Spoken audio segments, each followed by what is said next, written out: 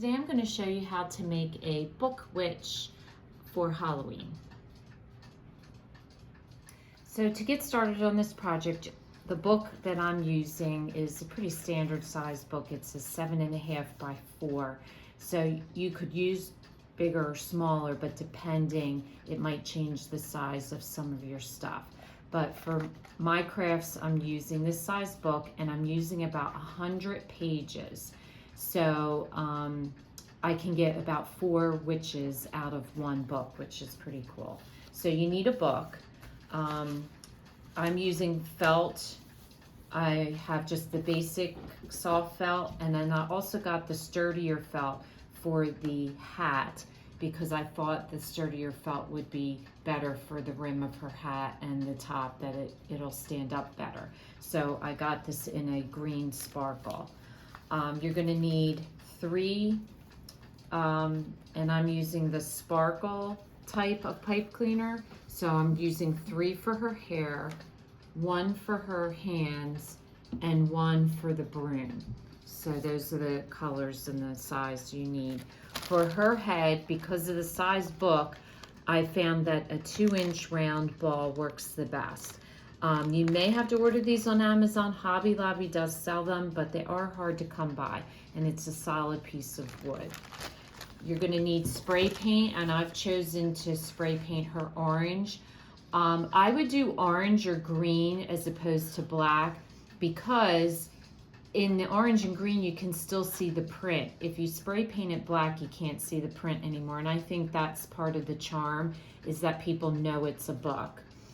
You'll need some tacky glue, some hot glue. I have chosen to give her a face. Some people choose not to, so I'm using the 3D fabric paint for her eyes. And then for the broom, I'm just using the twine. And then gems, I have a gem for her cape, and then I'm choosing to use star gems for the hat. You wouldn't have to even put gems on if you choose not to. I do encourage you to get the satin ribbon for her hat, because there is a seam there, and I think the ribbon does a nice job at covering up that seam. You're going to need fabric scissors, regular scissors, a pen, some wire cutters, and any gems that you choose to use. Okay, so for the witch's fold, the fold that I like the best, and you can fold it lots of different ways, but I like it so that she stands on her own. So in order to do that, there's basically 3 folds that you need to do, and you just start at the one end. You take the binding off, and what I've discovered, I was using a straight blade, but it didn't work very well. So you get your 100 pages, and you just take a pair of scissors and just fold it down, and take regular scissors and just cut. Because with the straight blade, it just wasn't working out right, and I was kind of cutting some of the pages off. So just take your scissors and just go straight across, because you want to keep the binding, because that's what's keeping your pages together as you do your folds. So it's just as easy as that. You just cut it like that. So to get started, the first fold that you're going to do is you're just going to fold it right down as close to the binding as you can go. Then your second fold is going to be a triangle up like that.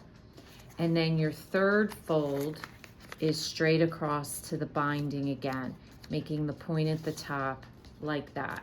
So that's how you want to do it. Now, as you go along, each page, you're just going to fold over and do it again. So as you're folding, you just want to, as it gets tighter, you just want to make sure you're folding it in. So again, and then use your finger to make sure you get that straight edge, because the more accurate you can be, the prettier your girl's going to look.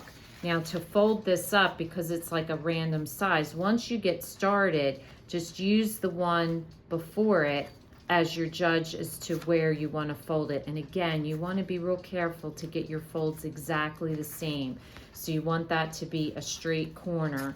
and then your third fold again is going all the way in, taking it as far in as you can and running your finger up to the top and folding it, and then folding that across. So again, you're gonna go in, and as you get more, you're just gonna have to like jam it in there and make sure you get it all the way in there.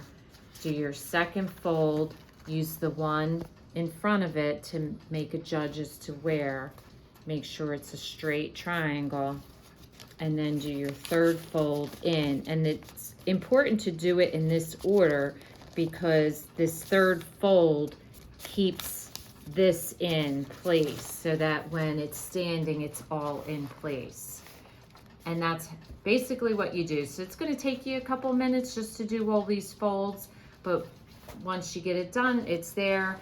Then the next step you're going to do after you finish your last one is you're going to glue the first one and the back one together so that it makes a complete circle. And then it's ready to be spray painted. So I'm just going to finish my last fold. You're going to take your tacky glue and you're just going to put a whole bunch of glue on there, and you're just going to put them together so that it seals it so it's one complete circle. So just run your tacky glue, good amount, and then basically just fold the first and the last one together like so. Then once they're together, you just need to play around with the binding a little bit, just kind of smush it so that it creates a full circle. Now the ones that you glued will be the back. So as you see, her back is a little bit looser than her front. So when you work on her, you're just gonna fan it out so it looks pretty nice. And then once you spray paint it, it gets pretty firm. So you wanna make sure you have these pages right where you want them before you spray paint. Now I'm not gonna show you the spray painting today. First off, it's raining, and secondly, it takes a little bit to dry, but I basically just take a piece of paper outside, take my spray paint, and spray paint her from top to bottom so the whole thing gets spray painted. So when it's done, it's going to look like this. So just spray paint it all the way around. You don't have to spray paint the bottom, just rotate your piece of paper and just spray paint all the way around the cone. Now my next step was to make 3 stencils. 1 is the rim of her hat, 2 is the cone of her hat, and 3 is for the cape. Now the rim of her hat was just a 4.5-inch circle that I used. The cone of the hat is just a cone shape. Just remember on the bottom, you gotta cut it in an arch, because as you do a cone, you want it to sit flat. So in order to sit flat, it needs to be on an arch. And the other thing that I did at the top, so it's basically a triangle. You're just gonna cut a triangle out, curve the bottom, and how I always do it to make sure it's even is once I draw my triangle, I always fold my stencil in half and cut it so that your arch is exactly the same and your lines are the same. Same with the circle, same with the cape. You always fold it in half and it just makes your job easier. So the cone, you'll notice at the top, I put a little angled slit, because what we're gonna do is when we roll the cone and glue it, the one side is a little bit longer than the other side, so it covers that up and makes your cone. So that's your second stencil. And then your third stencil is your cape, and this is kind of the shape that it is. And basically, all you want to do is have your piece of paper come around and have your fabric go on top of each other so that it glues together. So you want this large enough that you're going to be able to fit her head, and then I just shaped it so that it angles around the back. So that's for her cape. Now, if you don't want to do a cape, you don't have to do a cape, but I thought the cape was a nice added touch. Okay, so we're going to trace out the cone and the circle is going to be traced out onto your sparkly, stiffer paper, and then the cape will be traced out on the softer fabric. And what I use to trace this out is a blue pen, because the blue pen will show up the best on the black. And all I do is just kind of run the pen over the stencil so that then you can see it. I don't know if it'll pick it up on the video, but if you hold it into the light, you'll be able to see the blue on the black, and then cut that out. So once you have your 3 items cut out, okay, the next thing we want to do is we're going to want to cut her hair. And to do her hair, all I'm doing is the pipe cleaner. I'm just going to fold the pipe cleaner in half. I'm going to cut it in half, and then I'm going to take my pencil and I'm just going to swirl the pipe cleaner up to make a curl like I've done in the past. So this should make you, what you want is 6 all together, because you're going to cut 3 in half. And you're just going to use your pencil or whatever you have and just twist it. And that makes your curl. Now the last thing we need to make is her broom. And all I'm doing is I'm going to loop some of the twine, enough that I think is good enough for a broom. And I'm going to take the end and I'm going to put my pipe cleaner through like this. And I'm going to twist it. And then this extra tail of pipe cleaner, I'm just going to roll back around the broom end, and that's going to give me the one end of the broom. So it looks like that. Then all you're going to do is take your scissors and cut that off, and then just trim your loops. Cut them in half, so that is your broom end. So now the other end of the broomstick is a little bit long, so I'm just going to trim it a little bit off. But the end, I'm going to just swirl in, and that's going to make her handle, like so. So there you have your broom. Okay, so we're going to glue her head onto the top. First thing you want to do is make sure that you have the front, the part that you like the best, and then also on the ball, I like to pay attention to the wood pattern here and get the best pattern for her face, which is like right here. I don't like using this. You don't want this. So you want this to be the top and the bottom. So you're going to do that.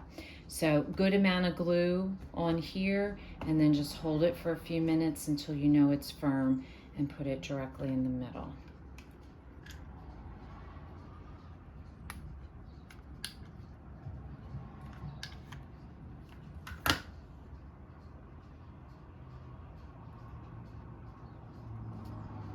Okay, so once that's dry, you're going to take your pipe cleaner. Pipe cleaner is going to work for 2 purposes. It's going to give her arms, but it's also going to cover up her neck a little bit, which I thought looked really cute.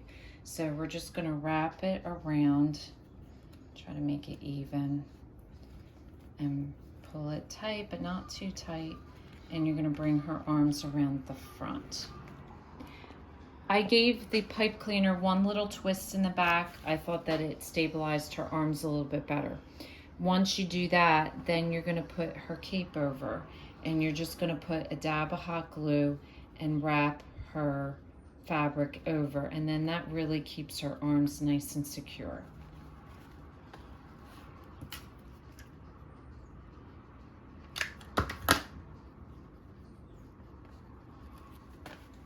I'm going to add a little gemstone to her cape as her button in the front. And I'm just going to add a little dab of hot glue and put that right in the center. Now the next thing I'm going to add is the rim of her hat. And the rim of her hat, I want it to sit like this, because you see how that makes the hat a little bit wavy. So what you're gonna do is you're gonna cover the top of her hat in glue, and you're gonna smooth this down so that it makes that all adhere, so it makes that wavy hat. And depending on how you want to do it, how you want to tilt her hat, you could tilt it sideways, you could put it straight up, you could put it a little bit back. I'm going to do mine almost pretty much straight up on the top of her head.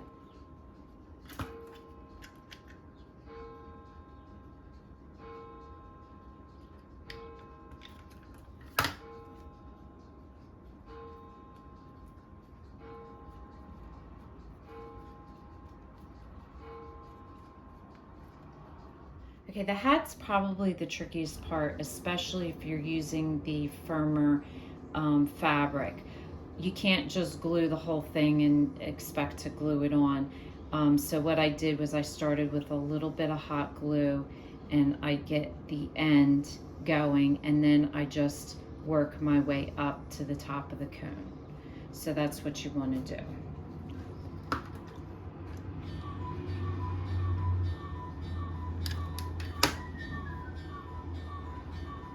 So once you have your cone, that's what it should look like. You're just going to run hot glue around the base of it, and you're going to put it right in the middle of her head. So you want to take the curls and straighten out the top part, and you just want to figure out where you're going to place it at the rim of her hat. And you're just going to put some hot glue on and then just stick it right up. I do these individually. And just place each one individually and figure out where you want to place it, like so. So the next thing I'm going to do is add her eyes, which is just basically 2 little dots.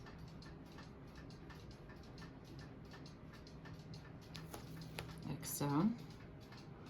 And then her cheeks are what I always use, which is the Q-tip, which I seem to have misplaced here somewhere, and the blush.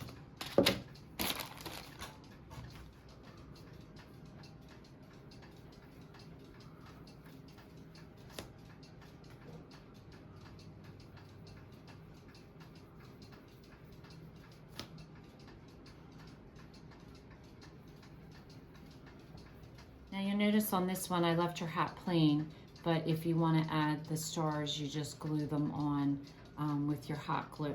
But this one I've decided I'm going to leave it plain. So the next step is to add your ribbon. Now with the ribbon, the key here is to not make it too tight. So when you see how that's loose, you want it kind of loose, and you're just going to make it into a bow. And it may take you an adjustment to make it either tighter or a little bit looser. But see how that then covers the rim and keeps it a little bit loose. I might try to tighten that up just a tad bit more, but that's pretty much what you are going for. That's the look. So notice I didn't glue down the ribbon at all. I just push it down, and it just stays really nice if you have it that loose. And the last step is to put your broom on. So you're just gonna clamp her hand up on both sides, like that. And then you could have her holding it straight, or what I like to do is have her one arm up so that it's at an angle, and just straighten your broomstick. So it's like that. So I hope you enjoy making this as much as I have. I think these turned out so cute, and I cannot wait to put them out for Halloween. So if this is your first time watching, welcome, and please don't forget to subscribe. If you want to receive future notification of posts, hit the bell. And if you liked our video, please give us a thumbs up. Thanks for watching, and we'll see you again soon.